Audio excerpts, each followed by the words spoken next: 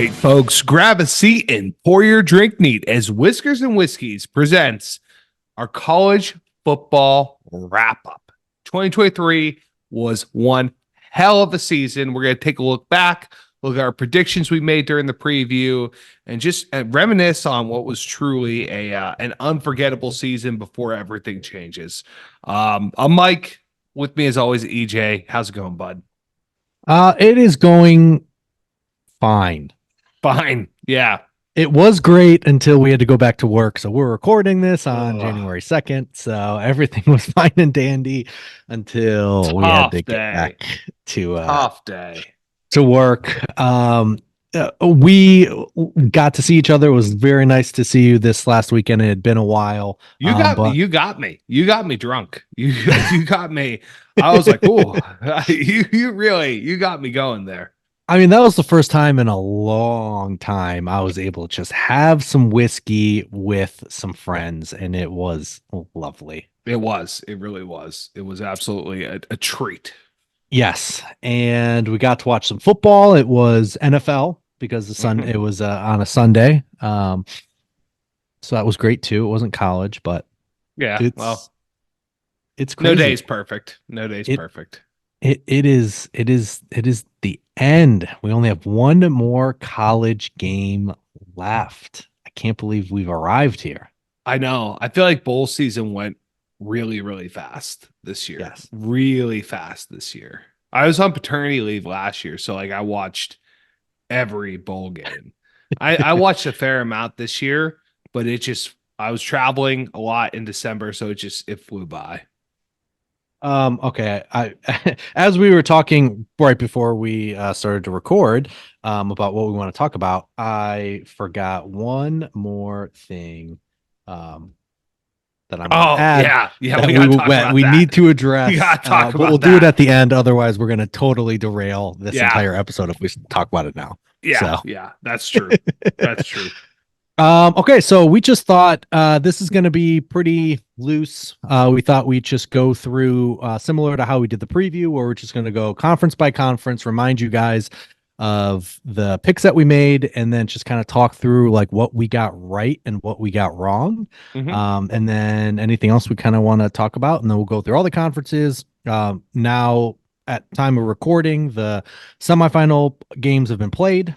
So the only thing that hasn't been played yet is the national championship. So we will talk through all of that. Then we will talk through a couple other things, and then we will give you guys kind of a few updates on what's next for us over the next few months, because we will be back and we have some very exciting new things in addition to some old things as well. Yeah. All right. ACC, we will start there. Woof. Get that out of the way. We were the same. We both picked Florida State and Clemson to be in the championship, and we both picked Florida State to beat Clemson. So we got one of those things right. We got the champion. We did not get the runner-up right. Doesn't break my heart. Break my heart. It doesn't. And this was also the conference where we really didn't think anyone else was going to step up over Clemson, right?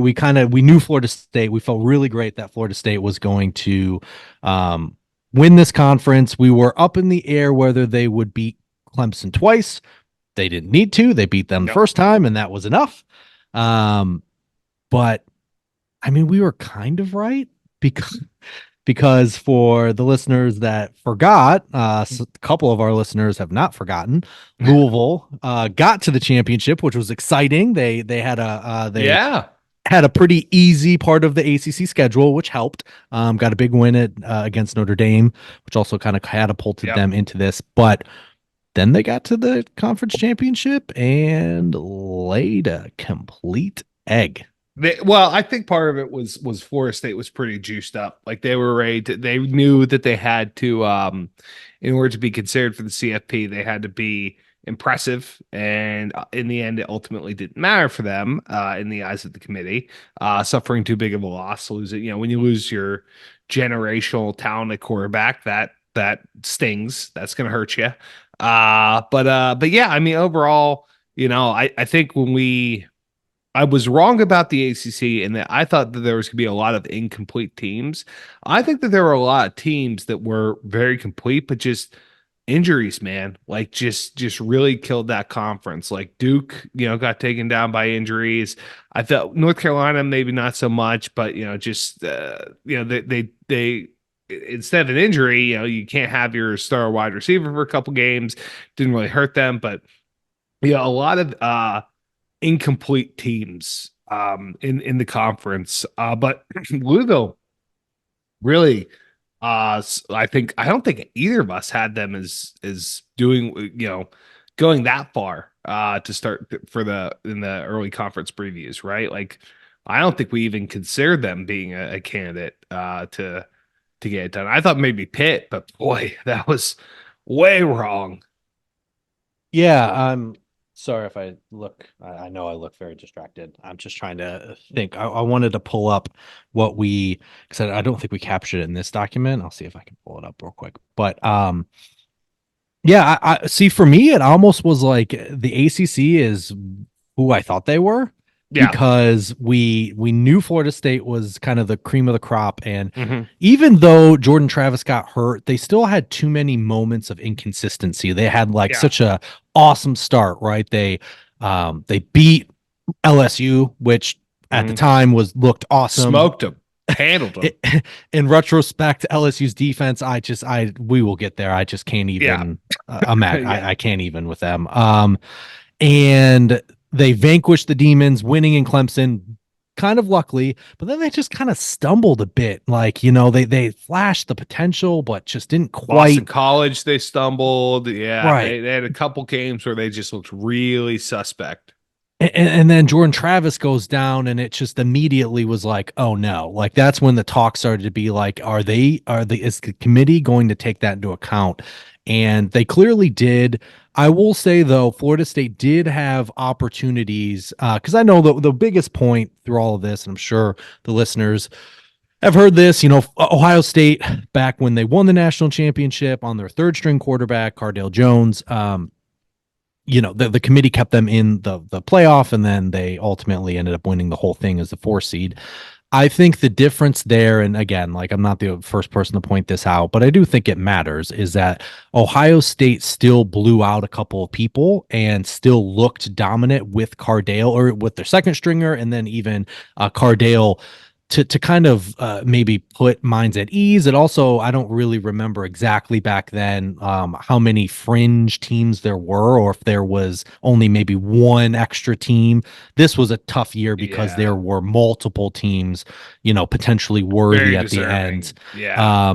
And they just didn't impress. The backup Rodemaker, not at Florida State anymore. Maker, it didn't do it for them.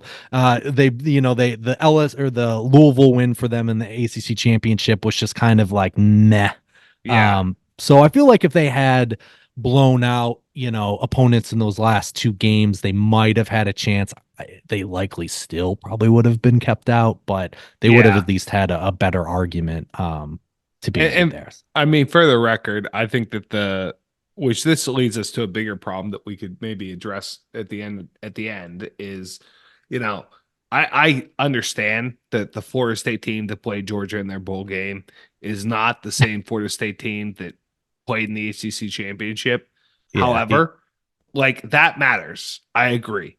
But I don't know that matters 60 points worth. Like, I think that Georgia had some, like people will sit out too. So, I think that if Florida State would have gotten in and played Michigan, I don't care what that Michigan defensive lineman says that we're surprised that Florida State got let out, and they would have handled Florida State. Yeah. It was that was like the perfect storm for them in the sense that it was like easy bet for us, right? Yep. I wish I had more money in my account Yep. to bet, because you just had the worst case scenario of everyone opted out.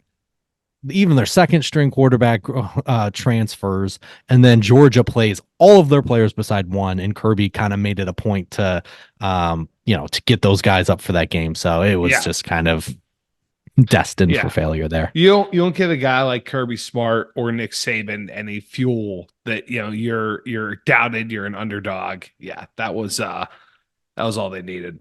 But hey, you know what? This is the last year that's going to be an issue.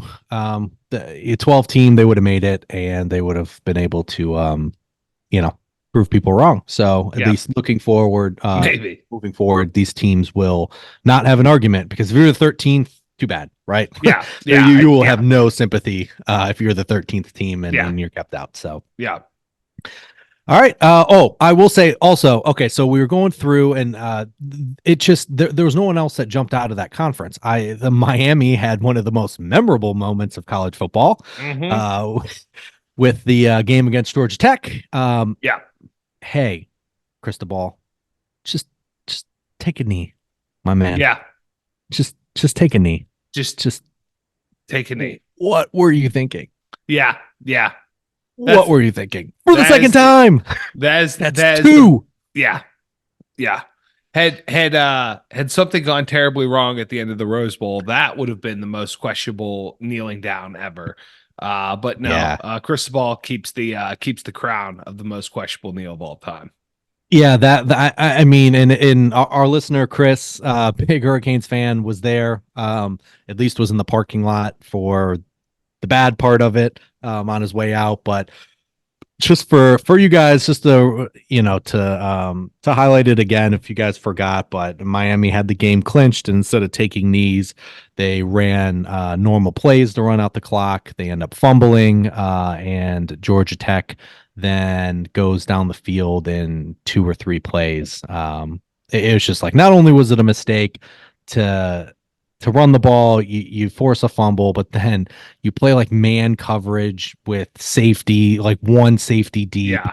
and Georgia Tech completes a bomb to win the game. So Yeah. it was just unexplainable, like unexcusable or inexcusable, excuse me. And it really derailed it, because Miami was kind of starting to get momentum, and that was something we talked about, yeah. right? Yeah. It was like, okay, like they have the talent, they might still be a couple years early, but that just completely Yeah. put a nail in their coffin for that, Yeah. for this season. So okay, on to the Big Ten.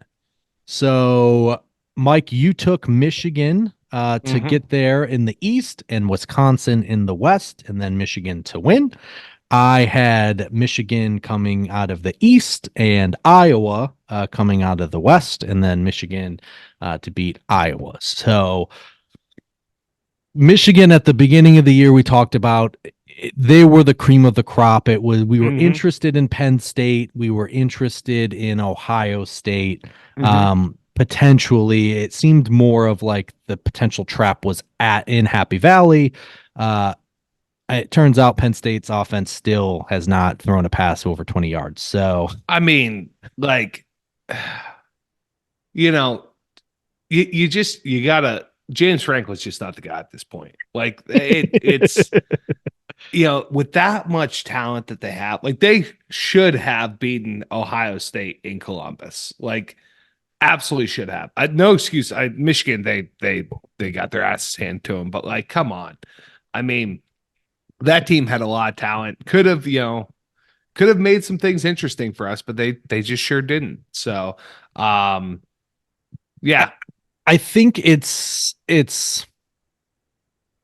I think, and we can talk about it a little bit. I mean, we'll talk about it a little bit more when we talk about the playoff itself. But if you are a head coach and you aren't a coordinator, like your instincts aren't, or you're really not a coordinator anymore. Like, I can't remember what James Franklin was before he became a head coach. I'm sure he coached one side of the ball, but for all intents and purposes, now, since he's been a head coach, he's more of a figurehead, and that's fine, right? Like, not everyone needs to be Lincoln Yeah. Riley and call the offense, but then you are at the mercy, and this is the NFL too. You're at the mercy of your coordinators, and he had an awesome one in Manny Diaz.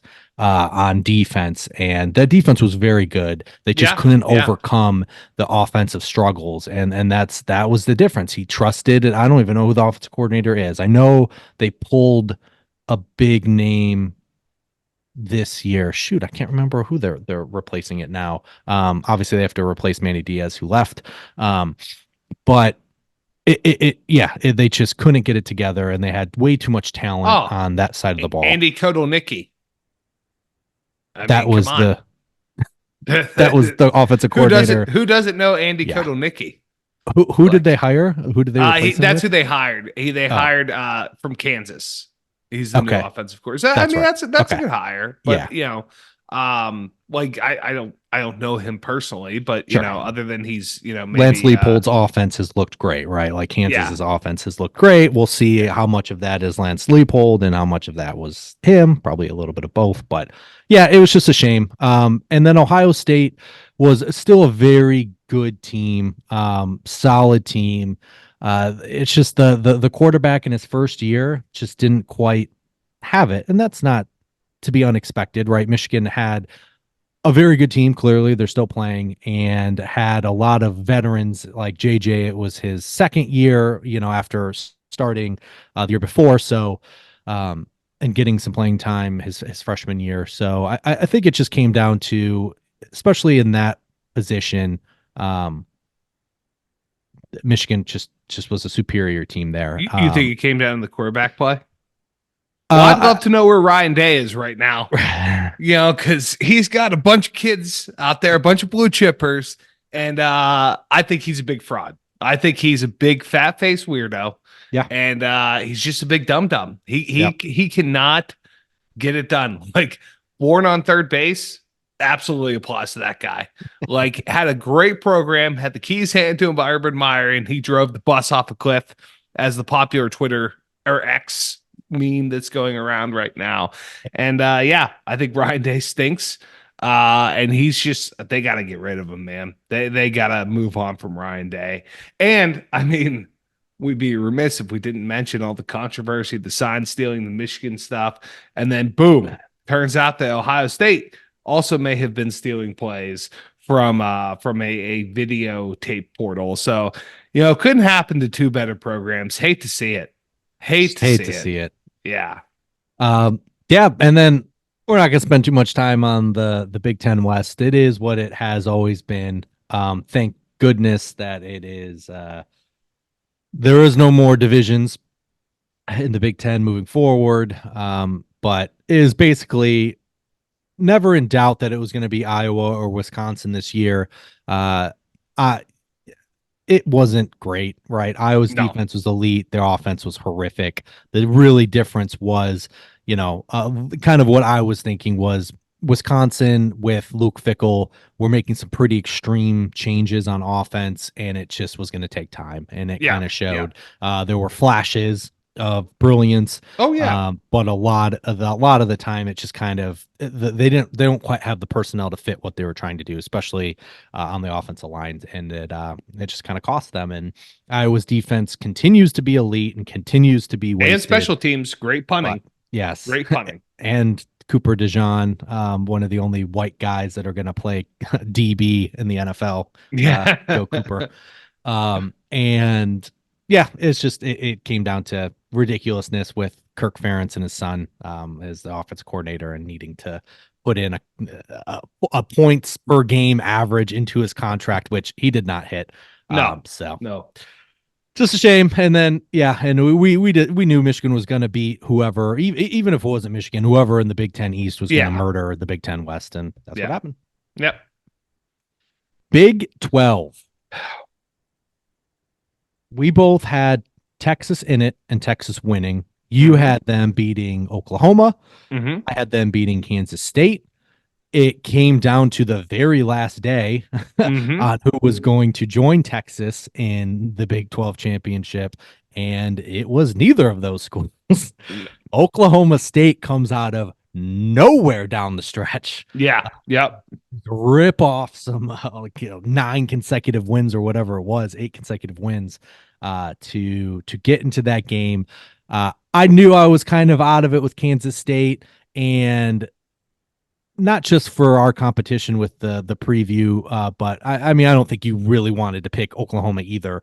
But No. I was kind of relieved that it ended up not, even though it would have been a great rematch. Obviously, I would have liked to see Texas completely roll Oklahoma in a rematch, but also not too upset that they just didn't get Yeah, one. they'll be able to do that for years to come in the SEC. And I'm thrilled for Mike Gundy and for the Cowboys getting the win in the last bedlam for the foreseeable future. Oh, that's right. Oh, Super exciting for them. But yeah, I mean Texas, I mean really had an incredible season. Really I I had a future on them to win the Natty after the Big 12 championship game. I bet that because, like, man, they just look so freaking impressive. Um, yeah, it's a shame. Obviously, they didn't make it there after another second consecutive year. That may be a budding rivalry, Texas and Washington, after the last two bowl games, because Texas also lost to Washington last year in their bowl game. But yeah, no, I thought Texas looked great, man. Like they played just man ball all throughout the year. You gotta wonder if Sark has what it takes to coach in the SEC now, because I feel like well, I didn't watch the end of the game last night. It sounds like a lot of the play calling was questionable down the stretch, and that's what cost them, I think, in their lone loss heading into the playoff against Oklahoma was some of the play calling there from Sark. But Quinn Ewers, man, he took a big step forward. I think we were hoping he would, and he did. Obviously great talent at running back and wide receiver too, and a really strong defense. So yeah, Texas looked really strong all year. I think that Oklahoma State was probably the biggest surprise. Kansas was super fun to watch this year. I thought it was a good year for Big 12 football before it significantly changes next year. yeah, yeah. I thought Kansas State had its moments. Texas Tech had its moments. Yeah. It was a fun conference. There was some bad teams, right? You had your Baylor's, your BYU's, your Cincy's, and some of them are new to the conference, Yeah. Houston, right? So it'll take a bit of time, but yeah, I think overall it was very competitive, and I think next year it's going to be equally as competitive. Even though Texas and Oklahoma are leaving, they're pulling in quite a few good schools from the Pac-12. Colorado, Arizona, Arizona State, Yes. who else? Utah. Yeah. Yeah, Utah. Yeah. So I thought I think it'll be a really fun conference next year. I think it's be very competitive, and a lot of like Lance Leopold staying in Kansas was huge Yep. for that conference, and obviously for Kansas. I think also keeping uh Chris Kleiman, is that Yeah, why from am I for Kansas blanking? State. Yeah. Yeah, Kansas State. They lose Colin Klein, their offensive coordinator, which is tough. But yeah, keeping him there at Kansas State, it was just yeah, I think that's going to be a really fun conference, and they had some of the best games. The Red River rivalry was an absolute classic. Bedlam was an absolute classic. So on a side note, Oklahoma State. Other schools have figured out how to keep their rivalries They're past scared. They don't want to play right them. past realignment here. Come They're on, schools, scared. They don't want to play figure it the out, Pokes. figure it out. Okay, on Let's to skip. Let's save them for last. uh, Let's save them for last. okay. We'll go to the SEC then. There's a lot to be said. I want to let's give a proper send off. Yeah, it does deserve a proper send off. You're right. Yeah. All right, the SEC. Mike, you had Alabama over Georgia. I had LSU over Georgia. Um, I thought you were crazy because Me too.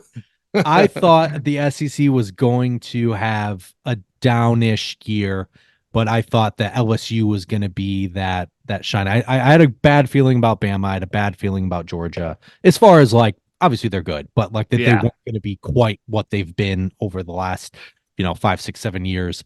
And They but I weren't, still to be fair. they weren't. They weren't. And but I thought there would be still a team, right? And LSU was primed to be that team. And I still don't know what the hell happened to that defense. My God, That we was went through terrible. the preview and they have so much talent, zero excuse to be horrific, and they were horrific. That was maybe That was one of the worst defenses I've ever seen. Like that was a really, really USC, bad and defense. it was on par with USC, like unbelievable. Yeah, yeah. No, I think the biggest surprise for us was Mizzou being a big contender in the East. Like that was I'm great bowl game win too. Like really, really strong showing for the Mizzou Tigers. A lot of momentum for that program going forward. But then yeah, I mean that is probably the biggest positive surprise, and then LSU's defense being the biggest negative surprise. Um, yeah, Bama overachieved. Yeah, Zombie Bama that just we couldn't yeah, die. we They just said it. We said it wouldn't in the die. preview. It's like, who are these? The biggest question mark with them was their wide receivers, right? Like Yeah. they didn't have. Well, now they do. Now these guys have made a name for themselves. Bond and Burton. Like these guys are making a name for themselves now. So, yeah, I mean, they definitely overachieved by getting by winning the SEC in a pretty dominant fashion. I mean, that game was the tail game was pretty back and forth there, but like I never felt like I was never nervous. I was never like, oh, I don't know if Bama has this. I was pretty sure in Bama the entire game. Yeah, it was just one of those instances where they couldn't just they couldn't quite figure it out. And mind you, like we've said, this is not the Alabama, and this was kind of my point of view. This was not the Alabama. There was no Jerry Judy, right? There was Yeah. no Julio Jones. There was no Jalen Waddle. Like there wasn't that blue chip top 10 picks in any of the skilled positions. Doesn't mean they're bad players. Like Yeah. McClellan's a great player, Yeah. but like he is not Derrick Henry, right? No. He is not Mark Ingram. So they didn't have that. Replacing Bryce Young was tough. Like Jalen Milrow got better as the year went on, but he still wasn't a consistent enough passer, intermediate and short, right? Like has a Mhm. great deep ball. Like you said, Burton and Bond started to catch on towards the end, and the defense was still very good all year long, even in the playoff game as well. And they just kind of didn't quite get it together, but played their best game by far in the SEC championship game. And had that team been there all year long, they would still be playing right now. Well, I think the biggest letdown for Alabama was their offensive line because they Yeah. had a bunch of blue chippers and they got Yeah. bullied by Texas. And then they got bullied last night too. That was by far could not get snaps up in the air, which is insane. Well, yeah, Yeah, Saban's gonna lose his effing mind about that. But like, because that drive actually where he grounded those snaps, like that was on its way to being a touchdown drive. They score a touchdown there. Yeah. Games, it's not going to overtime. Right. But I will say, and Tommy Reese looks so frustrated with Jalen Milrow. Like he's gonna want to change a quarterback for sure next year. But yeah, I don't know. I feel like I had something else, but it's out of my head now. So Yeah, and then like as far as Georgia goes, it was kind of what we had thought. Like you didn't know quite what Carson Beck was. I mean, they lost like something upwards of like 17 players to the draft in the last 2 seasons, and that's just really hard to overcome. And they were another team that kind of caught their stride as the season went on. And I still think Brock Bowers should have.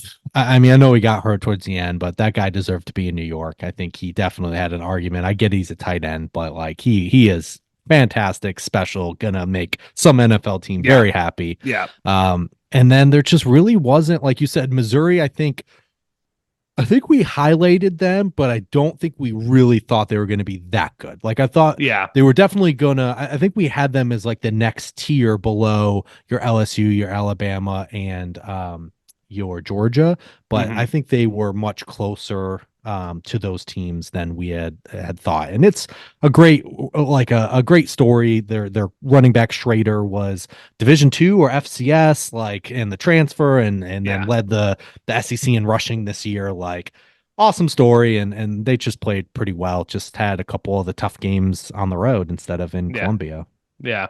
I will say, I think I also Ole Miss, like I was pretty high on them, I think, going into the season. And they're I think they're gonna be a wagon next year. Like Lane Kiffin's building something pretty good. He's just sharpening his resume for whenever Saban retires.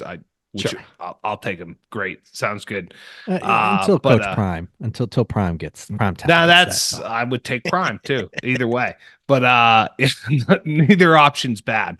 But yeah, I think that I think that it's the SECs could be very interesting next year with Texas and Oklahoma coming in, two really strong schools. They're gonna make the conference a lot better. And yeah, I mean it was pretty much I think the SEC. I mean it really went. All of these conferences pretty much went as we thought they would. Like nothing I think happened that was like too insane or unbelievable in the SEC or any of these conferences so far. No, I will say I was still surprised by SEC standards. This was a down year, right? Yes, Like, for the and conference, yeah, right, as a conference as a whole. And I would say, although we were high on the Pac-12, I don't know that we really I thought did they would not get see this coming. this Did many not see this coming. really good football teams, like Yeah, really good. It yeah, was quite the way to end. So we'll pivot right to it. yeah. Um, Mike, you had Utah over USC. I had Washington over Oregon State. And mine, I mean, I felt pretty good about Washington the entire year, or the entire year before the year started. I felt pretty great about it. I didn't think they would go undefeated. We kind of talked about it. We thought there were a lot of quality teams Yeah, and that a few beat of each them other would up. catch each other. Yeah, Oregon State, I definitely led with my heart, but I damn near had them. They had a shot. They yeah. it was not, they weren't out of it until the to that Washington game, and then ultimately like losing to Oregon And that and was a losing game to that Oregon was State. like, if they were going to win a game, that was the one because it Yeah, was rainy. It right. was pouring down rain that whole game. Like, It came right but down to the end, man. yeah, what a season for the Pac-12, man. I mean, the biggest. I mean, full of surprises. Like, I didn't expect Washington, Oregon to look so good throughout the year. Like, Washington State started strong. Yeah, they fizzled out, but Oregon State, like you said, looked incredibly strong. Did not expect USC to be their defense to be that bad. I mean, other than much more disappointing than LSU. Like I said, LSU was the worst defense I saw all year. I think USC probably gives them a run for their money because, buddy, that is a bad, bad defense. That's a bad team. Um, Caleb, man, I don't know. Yeah, if I'm drafting, I don't know that I want him on my team. He gives off what's his face? Draft day. Bo. Bo Bennett, was that his name? I've thankfully never watched that and have no Oh, desire to watch it. great movie. Great movie. It's so schlocky and everything, but it's is a Steelers fan. It's I like Kevin Costner. But Sure. yeah, he just gives off vibes of like a guy who quits, for lack of a better word. And Oh, yeah, I don't USC think just didn't that's have a lot of fair. fight. Yeah, well, I I'm saying it. I think Bo he was Callahan, by the way. Bo Callahan. far from the issue. And I think if you're an NFL team, I mean, there were things that there were very clearly he has the arm talent. A lot of players do, right? Clearly he has the athleticism. A lot of people, obviously liken him to Mahomes, which is fine. Like, I think what a lot of draft pundits and stuff were talking about at the beginning of the year was they wanted him to um, stop, like really try and not be off platform all the time and not just default to it, because that's tough to do in the NFL. It's good to do it when you have to, but you still have to be able to clean up your mechanics and your feet and everything like that. He also, I mean, I get that Colorado probably had the worst offensive line. His offensive line did him no service. Obviously, That's true. the defense was horrific. So it's really hard. I think ultimately a team, I mean, I guess it depends on who's picking up there, Yeah, but I think there's enough to have him work on and be okay. I just think he had to ad lib way too much, and a lot of that wasn't his He fault. might in the league too, though. I mean, it's Good. not like he's gonna get. Well, I mean, he does have a lot of caveats about who's going to draft him and stuff like that. But I mean, I just question his testicular fortitude and his right here, miles and miles of heart. You know, he's no I, Shane Flack or Falco. You know, that I don't get, or because he Joe played Flacco. he played in games that he didn't have to at the end of the year. Once his team was like they had national championship aspirations, and none of that was his fault. And he still played in too many games for a lot of draft evaluators, losing 4 games. Like, he didn't, after they lost the 2, like he didn't have to play anything after that, and he chose to still play pretty much all the way up until the end. I think he's going to be fine. Wow. And Utah, my champion that I picked, was another disappointment. But I mean, we talked about this pre-show. Like, I didn't know that Defense. I didn't know Elite Cam defense. Rising was gonna sit out all year. Apparently, they knew that he was gonna sit out all year. But boy, that was a shocker. But now he comes back. He's 47 years old. He'll be back slinging it in the Big 12 next year. Big 12 teams can luck come to Rice Eccles. And yeah, I mean, you're right. Elite defense. Just Cam is clearly the heart and soul of that team. And also, they had that offense runs through the tight end. They had to replace their tight ends this year. So yeah, he didn't play at all, and he's coming back too. If you want an early preview of the Big 12 next year, Utah is in my mind right now. If there was one conference that I feel pretty good about already picking at least a participant in their championship game, I think Utah is going to be there. I think they're returning too many things, and those teams are going to have a hell of a time going to Rice Eccles. Oh yeah, big time. Yeah. So I outside of that, I thought UCLA again had a really great defense. Couldn't quite figure it out on offense. Took a little too long. You had mentioned Oregon State. Arizona had a fantastic came on year. so strong. I just bought an Arizona hat. I should have worn it on Sunday. I love it. It's incredible. Yeah. They also are going to the Big 12. Also had my eye until their quarterback and star receiver decided that they are going to enter the portal and see what's out there for them. I hope they return because clearly Arizona's on the ascension. You got a good thing going. Go back. Go stay. Yeah, that's true. Ohio State's going to say, hey, we don't have anyone. We're going to pay you $4 million to come here, and also you can bring your best friend receiver. I don't think I would blame them, but it just stinks because Arizona's also bringing Jed Fish, their head coach, NFL guy, was a Rams, I think, quarterback coach. That's kind of the issue with him, is that he's likely to jump back up to the NFL eventually, but a perfect coach that you want at that level, especially if you're a quarterback. But they had, I think, a top 25 recruiting class for next year as well. Things were really heading up. Hopefully those guys don't bail, but that was also a very surprising in a fun way team that came out of there as well. I mean, so we had like 6 strong. Yeah. 6 strong, and soup to nuts, the strongest conference this year by far. We haven't even talked about. So the actual championship game was Washington and Oregon. We had double Cascade clash, and both games were fantastic. I personally thought, after seeing that first game, that Oregon was going to get Washington the second time. I think we both kind of agreed. We really thought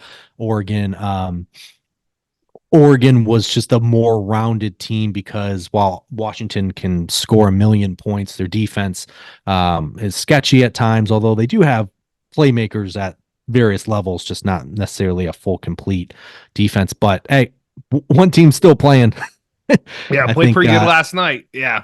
I think it's time to stop doubting them, but we can kind of get to that in a little bit. But so that was the 5. I think overall, as a podcast together, we did a hell of a job.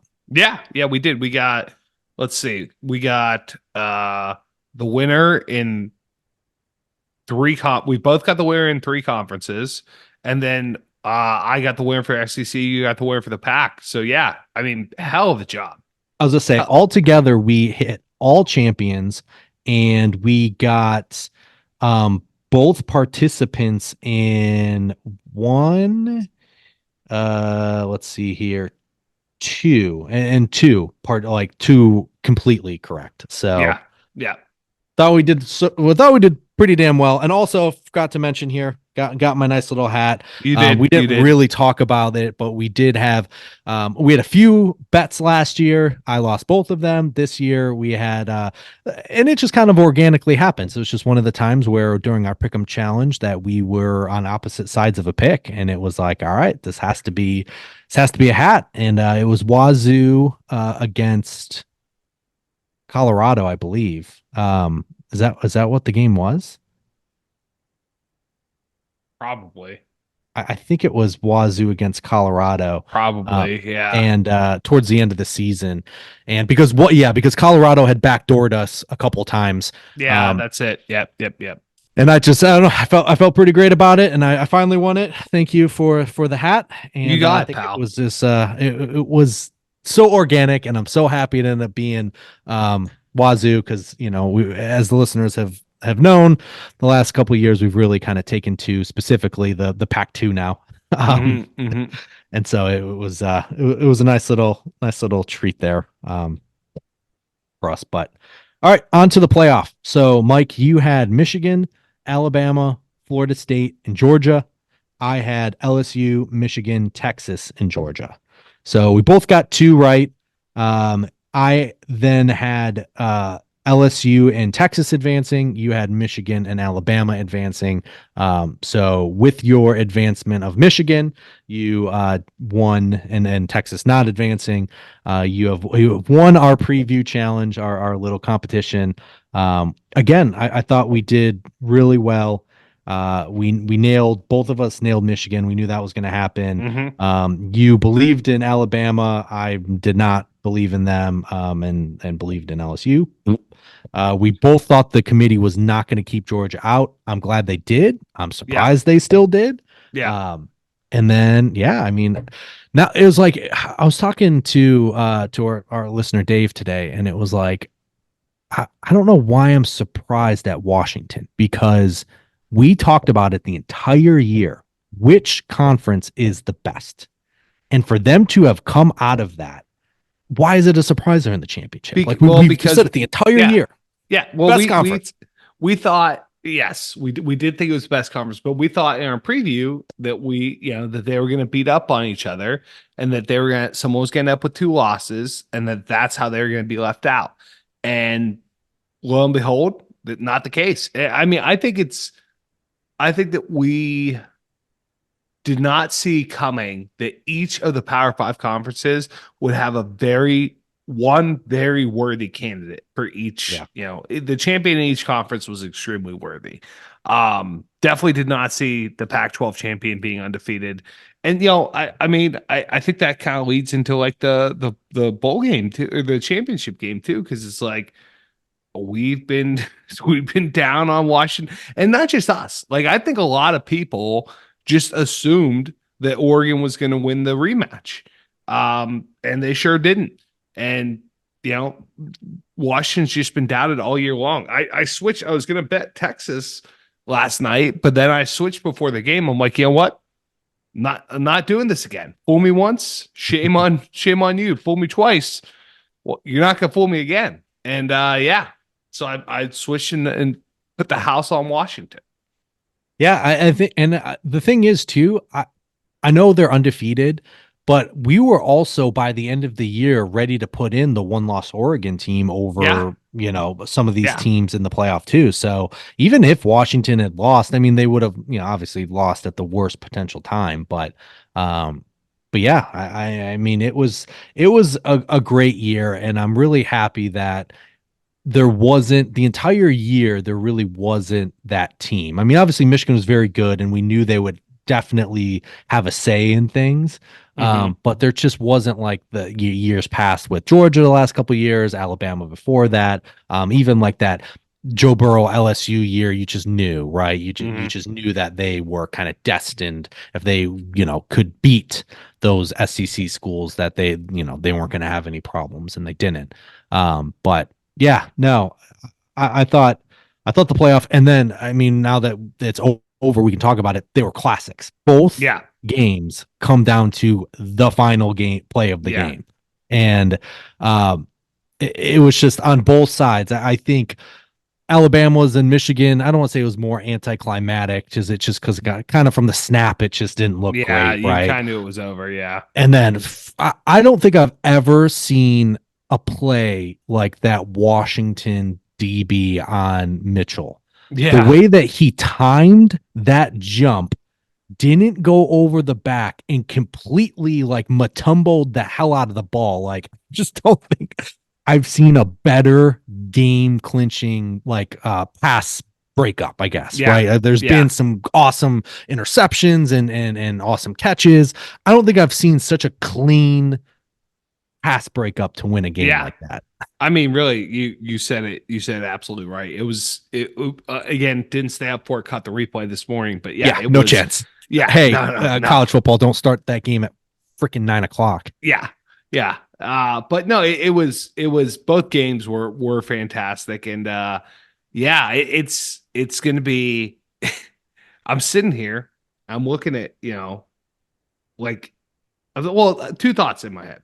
Yeah, One is Kirk Herbstreit said this, and I agree.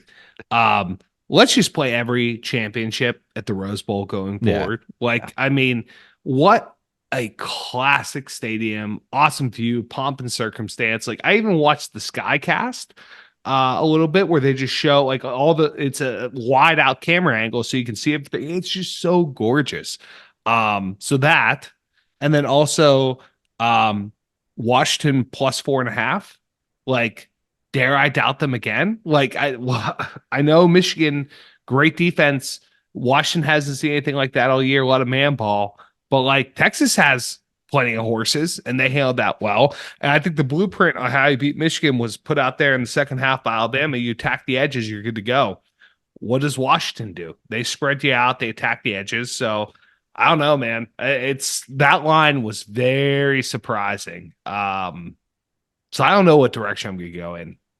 Yeah, I mean, to touch on your 2 points. One, it's just the Midwest, and I'm happy to hear you say that. But I think anyone that's a fan of the Big Ten or the Pac-12 just know the Rose Bowl, and a part of it is the how it has been Pac-12 Big Ten, before all of the playoff and everything like that, where that was always the pinnacle, right? Yeah, Before this national championship, even the BCS era, like that was the pinnacle, and it's just unlike anything else, right? All these other bowl games are played at, for the most part, played at professional football stadiums and stuff yeah, like that, where yeah, the Rose Bowl is just always awesome. They have the Rose Parade. They time it so that it always the sun sets. Like it is just everything that's awesome about college football. And obviously, because the TV networks and money rules everything now, that it won't be that. But I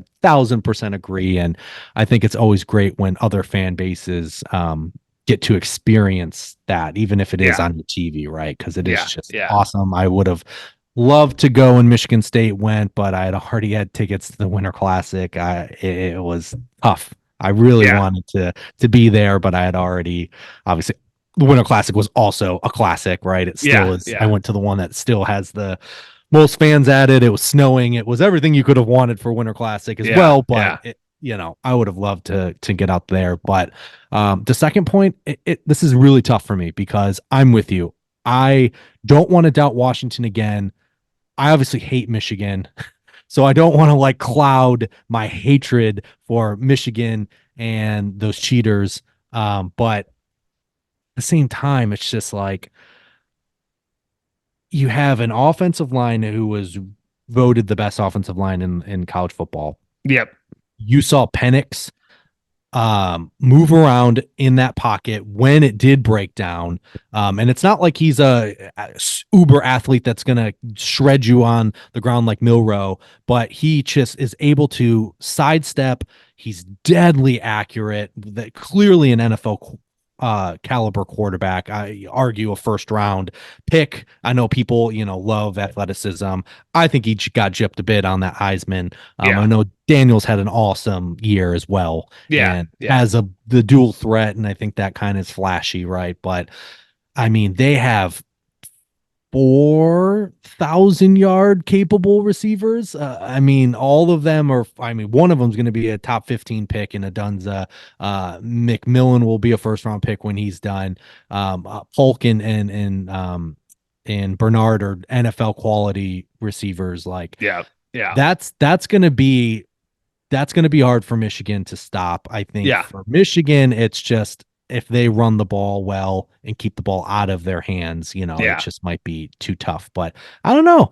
That Washington defense has just enough guys, right? Like Yeah. every time I see Jabbar Muhammad play, like I don't know why teams even bother like throwing at him. I mean, he Yeah. completely locked down Franklin against both times he played Oregon. Worthy had a terrible game when he was guarded by him. Like he's awesome. They have the DN that's a first round pick and Trice and stuff. I don't know. That's what I mean. Like as I'm like I want to try and make sure I'm not just hating Michigan because it would be the absolute worst if they won Yeah. for me. But at the same time, it's just like one, I've doubted Washington, even though I picked Washington to win the Pac-12. I still don't think they do this well, and Yeah. they have it. They win close games. They're the underdog again, so they've been able to play that mentality. I don't know, I, man. I think it's gonna be a good because I think Texas this had a is great defense, and they put yeah. up 37. I think this is the first time. I mean, I'm gonna have to go back and double check, to make sure I'm not misremembering things. But I think if this game is as close as the spread predicts, this will be the first time where we've had a complete, and it's fitting because it's the last time, a complete playoff where like both of the semifinal games and the final are close. Like Washington is not happy to be here, right? Like TCU last year, I feel like Sonny Dykes and TCU were just like, hey, we're just happy to be here, man. We're in Right. the natty, Yeah. awesome, good stuff, and then got smoked.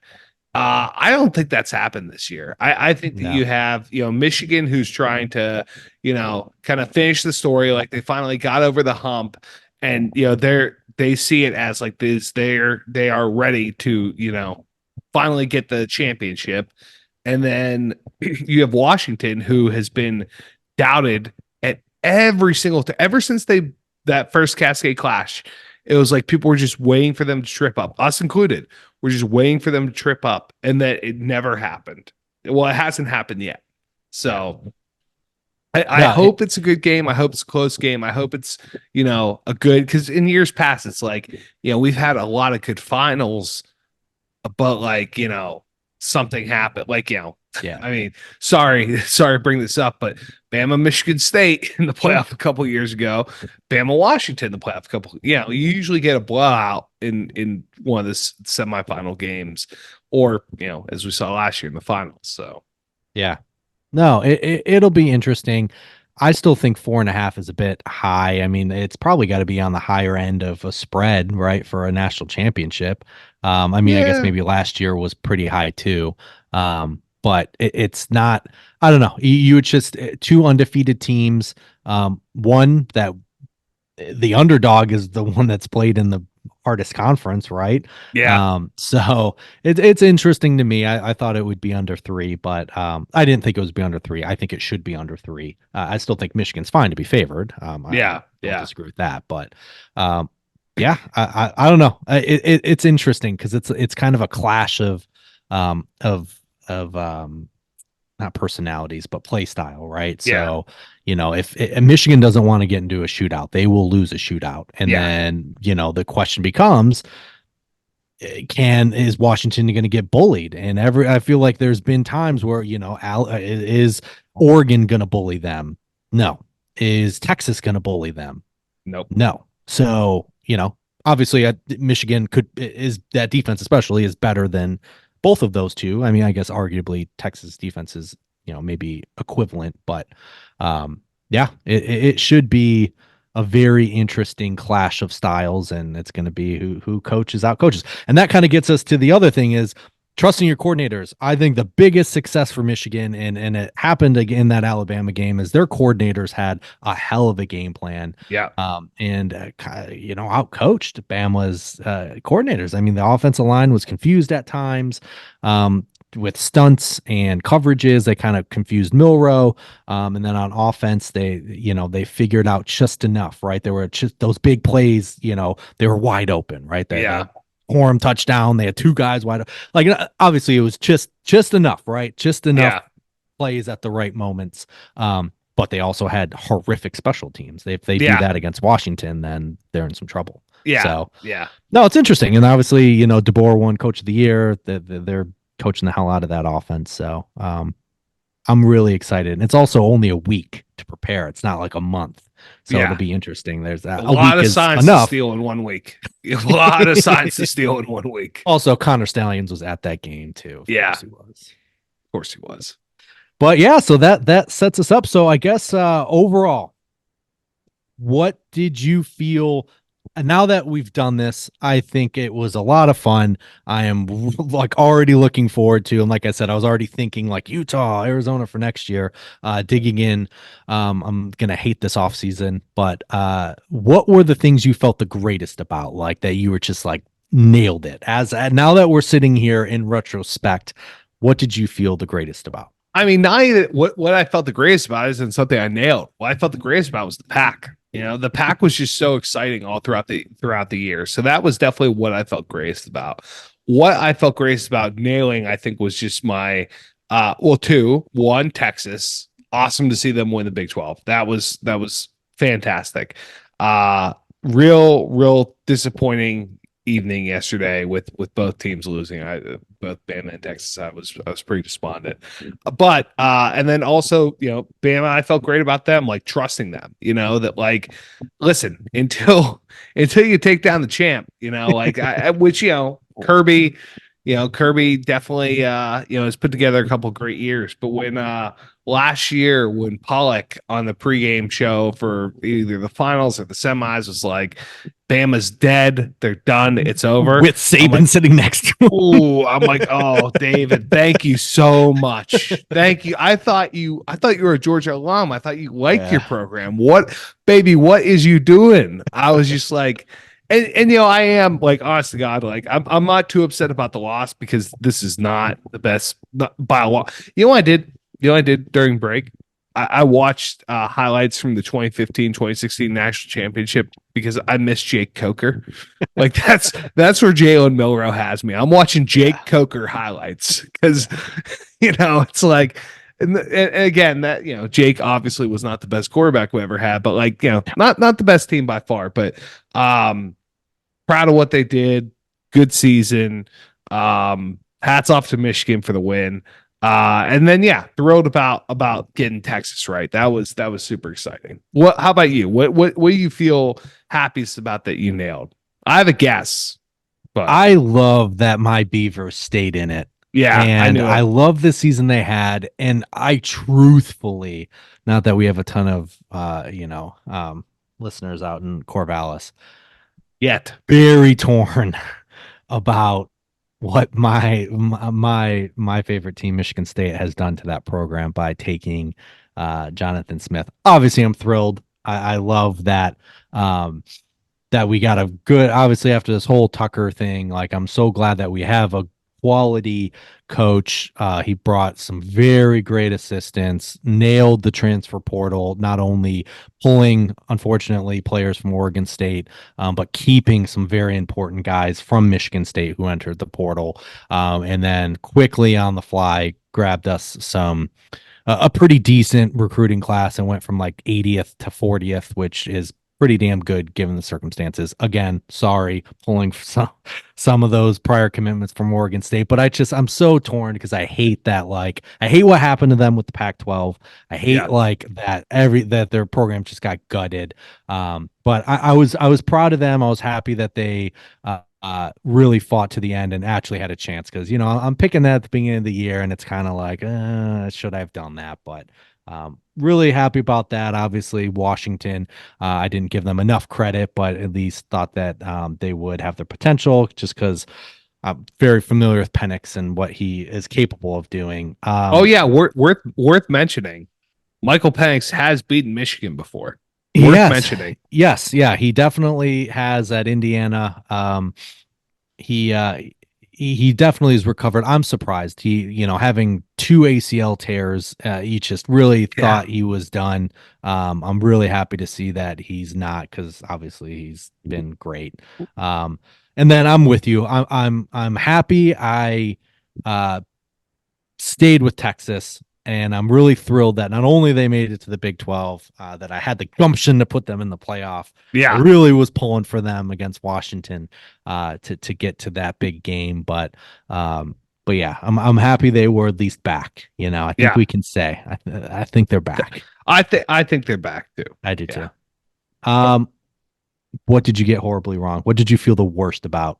I mean the pack just while I also feel great about it, just completely botched, the Utah and USC pick. So yeah, I feel pretty dumb about that.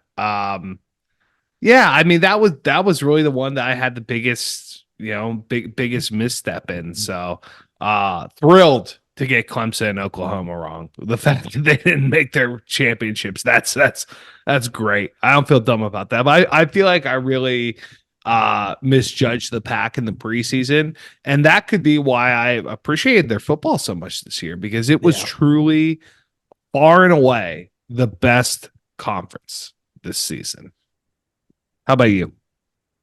Brian Kelly, he killed the kid. Killed a And kid. that family. Yeah. I mean, it's LSU. I thought I had that preconceived notion that there had to be a dominant SEC team, and because I didn't believe in Alabama and Georgia to be that this year, and obviously no one else was in that realm either. I thought it would be LSU, and they had the horses on offense, and they just couldn't get it together on defense, and Yeah. that was just completely off. Obviously, I had them as the champion, so I was just way, way, way off.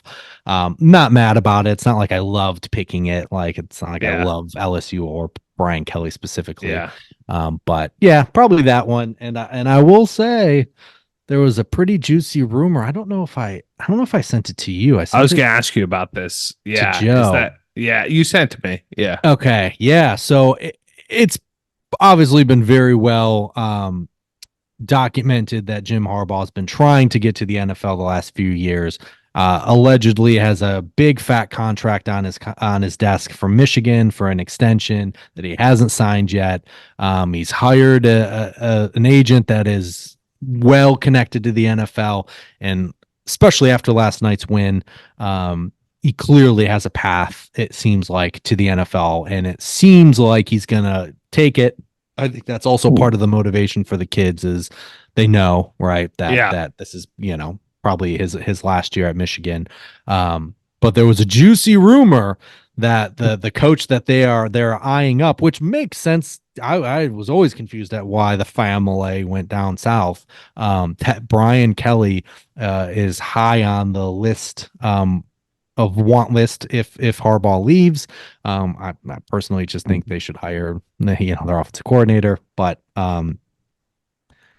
and the rumor is that if he got offered it, he would bail and leave LSU and go up to Michigan. I mean, Which I'm kind of torn with because it's not like he's had terrible teams. I mean, the Notre Dame teams competed, they obviously yeah. the LSU teams weren't horrific. I mean, Yeah. this year was bad on defense, so it's not like it's like, oh, he's going to go to Michigan and be a failure, but he's also such a Looney Tune.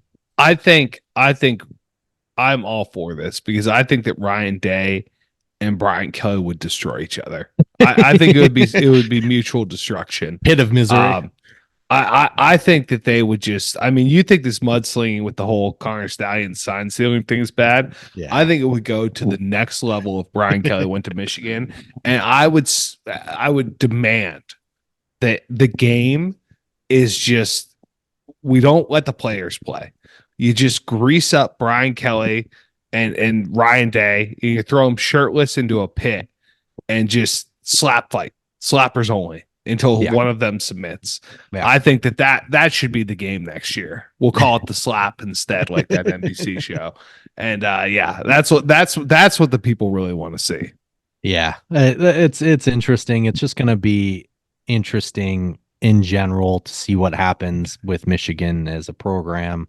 The NCAA will eventually likely bring a hammer down after the fact, but we'll see.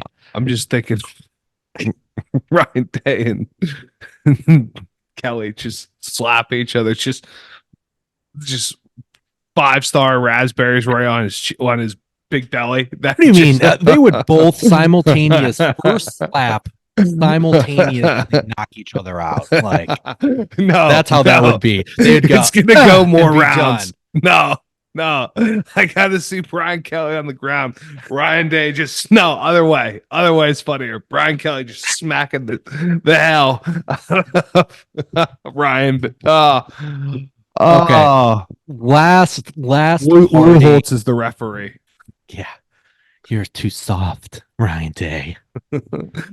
Oh, All right. Last parting thing we have to yes. So one of the negative things that has come out of the playoff and will continue to be negative moving forward with the playoff is the lack of importance of the other bowls. Now, I will say, while college football has, I personally am I appreciate a playoff. I don't like when it's up in the air on who the best team is and which bowl games, like, because you can get real nitpicky, right? Each bowl gets to decide which team to a certain point gets to join, and it can be a lot of just perceived blue blood programs getting into bowl games, instead of it always being results on the field.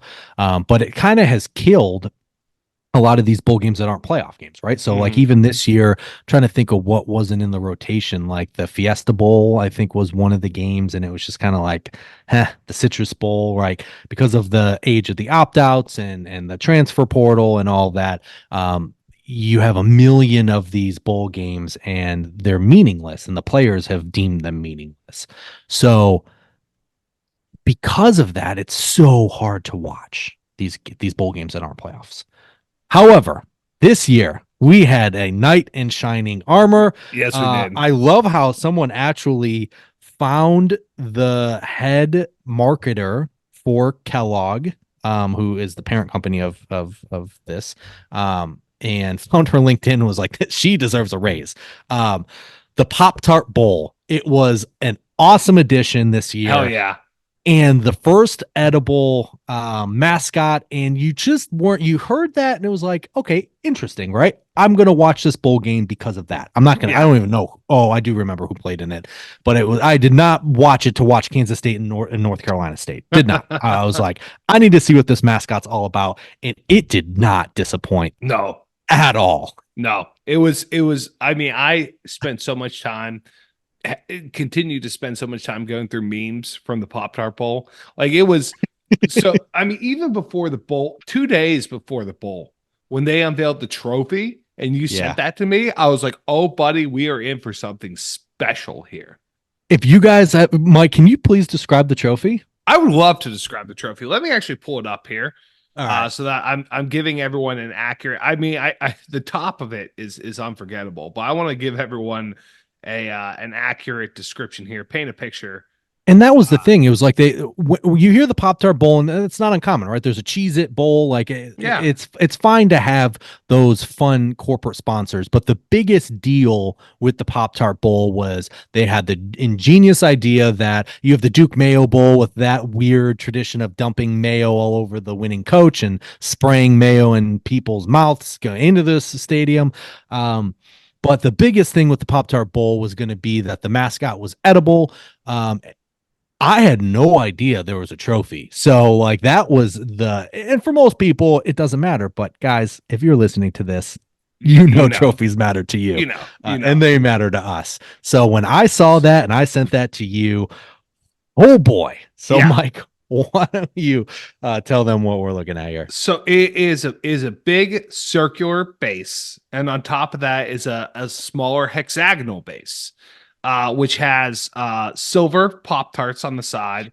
And That it was such a says, beautiful touch. "Oh, great touch!" And it says ACC versus Big 12 Camping World Stadium.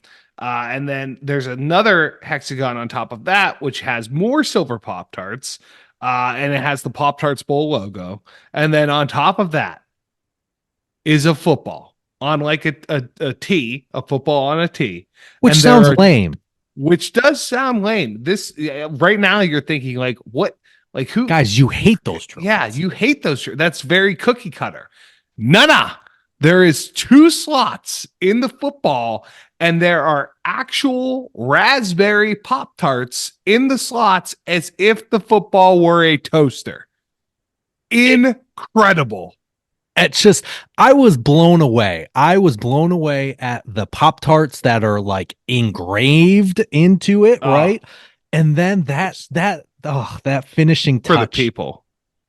guys. The raspberry Pop Tarts in the top. It might be strawberry because the no, mascot that's was raspberry. strawberry. Brother, that's raspberry. Because see, it's believe me, I have raspberry and strawberry Pop Tarts upstairs. That's right, yeah, because see, there's red sprinkles on the on that pop. The raspberry one is white icing with red sprinkles. Strawberry is white icing with rainbow sprinkles. Okay, believe me.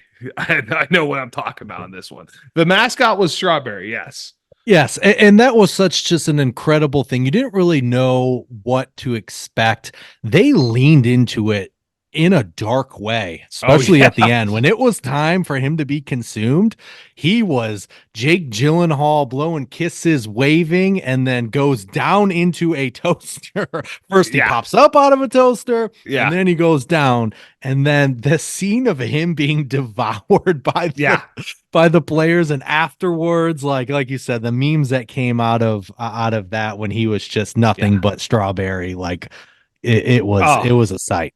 Yeah, for the people that didn't see it, there's a giant toaster on the field. The Pop Tart did come out of the toaster at the beginning, and not he also ran amok. Like he slapped the ref on the tush. Yeah, He's running amok all around the sideline. He was a menace. He was a menace. He was. And at the end of the game, he was lowered into the toaster, and then out the side of the toaster slid his body, not lifeless at that point.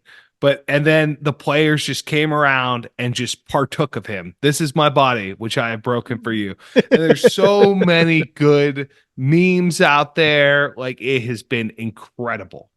It was a stroke of marketing genius. It's almost, it is up there with Whopper, Junior Whopper. Yeah. It was awesome. I mean, I am looking forward to it again. It prompted Cheez-It to make a mascot, which was not edible. I mean, there's going to be a lot of copycats moving forward. But if the non-playoff bowl games are going to be that, I'm in. At the Cheez-It Bowl, because Cheez-It's also owned by Kellogg, right? So at the Cheez-It Bowl, there's a concession stand that had Pop-Tart sundae and Pop-Tart banana pudding, and then with like the mini Pop-Tarts, like the strawberry ones for the sundae, and then the brown sugar cinnamon for the banana pudding. And then it had like Cheez-Its, like corn or chili dogs and another Cheez-It type dish. I'm like, oh, guys, you're doing this so good. And Do you want to share the one conspiracy theory that you share with me? I sat up on your couch in Sure. shock, like So naturally, the people want more, the and people and I do think want this more. I think this went probably well above what Pop Tart could have imagined. Yeah. And so, or Kellogg's could have imagined. So, a lot of the questions were, what's next? What's next year? And it was like, is strawberry going to come back? Are you going to introduce a new flavor? I know a lot of people like brown sugar, and so what's going to happen? And someone tweeted, well, it was like one of them was like, "Oh, is Strawberry gonna, be resurrected? Is he, Yeah, is he he gonna had come one back to eye life?" left. Is that Right. enough to regenerate? Yes, that was a very common like question. And then one person, I wish I would have like screenshotted it and been able to credit you, whoever you are. Not that you're ever going to listen to this or anyone else, but one person tweeted directly to Pop Tart and said, I know who's gonna be there next year. Strawberry's twin, because every Pop Tart packet has two Pop Tarts in it. I And sat up. even the Pop Tart official Twitter had the mind blown emoji, because I don't even think they thought of that. No, I was sitting on EJ's couch, like leaned back, and he said that I sat straight up. I'm like, mother of God. Oh my We had God, to it's twit. strawberry Pop Tart. Or Jesus Christ, it's strawberry Pop Tart. The Jason Bourne meme. Yeah. Yes, it's Jason Bourne. Yeah. So it was just such a fun addition to college football. And again, if the playoff is going to add more competitive games but lessen the other bowl games, more companies need to have marketing ideas like that, I because mean, that was awesome. dude, you pay enough to be like the sponsor of a Right. bowl game. Like, Right. do something, Yeah. like that was the way to lean into it. The bar has been raised. Yeah. Absolutely Yeah. raised, and it was awesome. And you only get away with that with college football. That's just the charm, that you have Yeah. a bunch of grown adults talking about a Pop Tart Indeed. weeks later. Yeah. Okay, so why don't we just talk about what's next for us? So, for the listeners here, we are going to take a hiatus here. Need to, rejuvenate, recover here. Gotta We have work. we have some very great ideas. I think here's what to expect out of, the next few months for us. I will say again, we're gonna take a bit of a hiatus. We might sneak in a few special episodes with the lovely teachers. They've been dying to come back on. I don't even know if it's going to be sports related, to be honest. But if you enjoy the tomfoolery with our lady teacher friends, That's a good word. That's a good word to describe it. uh, Tomfoolery. we might have an episode or two that involves them. We have a few ideas percolating with that. We've already hinted at this. Do we just say it? We have this, I want to say, like, half-baked idea. We have the idea. We just haven't really thought through how to execute it in a way that's appealing for the audience. We audibly, got to right? workshop it. Yeah. We're still workshopping it, but we have a brand new series that, I mean, do we talk about it? Do we tease it? What do we do here? I think if you listen to us, especially this past we've kind of year, talked about it a little bit. Yeah. This year. Yeah. We've kind of hinted at it. We have introduced a new segment this past season. Yes. Well, will we change with trophies? Yes. Well, we're looking to expand upon that idea. Yes. Yes. We'll say that's a great little tease. So we're looking to do that. That'll be, I think, a great, because it's not going to probably involve too many episodes, because it's not something that you just want to make a mass amount of episodes, right? Mm-hmm, we have a few good ideas. So we're thinking that'll be a nice little off-season treat, especially in the dead zone of like baseball season and summertime before we're quite into football. I think we're going to have a nice little intro to that next series, and we're really excited about it. There's a lot of potential beyond just you guys listening to this to those episodes that we're really excited about.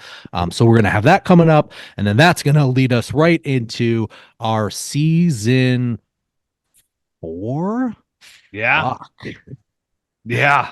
Season 4 of Tales of the Trophies, and this next year we are going to do the best of the rest Power 5. So we are going to pull all the trophies we haven't talked about, all the top trophies we haven't talked about, mainly percolating from the ACC and the Pac-12, formerly the Pac-12.